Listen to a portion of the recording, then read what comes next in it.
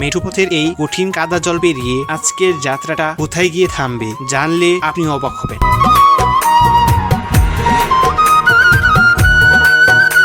আমি রাজীব, আপনাকে স্বাগতম জানাচ্ছি রাজীব অন গ্রিন এ। চলুন আজ একসাথে ঘুরে আসি প্রকৃতির কোল থেকে।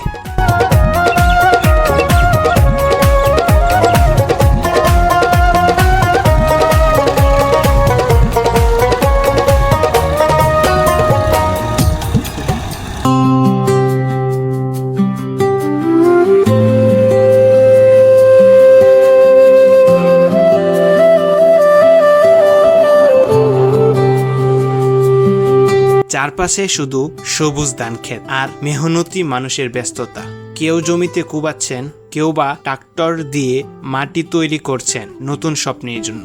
গ্রাম বাংলার এই রূপটা সত্যি মন জুড়িয়ে দেয়।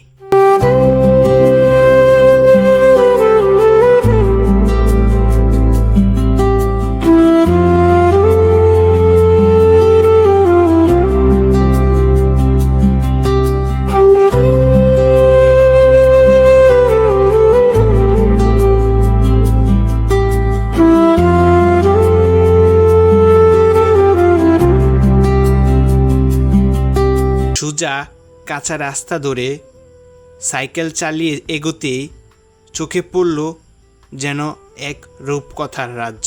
সারিবদ্ধভাবে দাঁড়িয়ে থাকা সারি সারি তাল গাছ, প্রকৃতি যেন নিজের হাতে সাজিয়ে রেখেছে।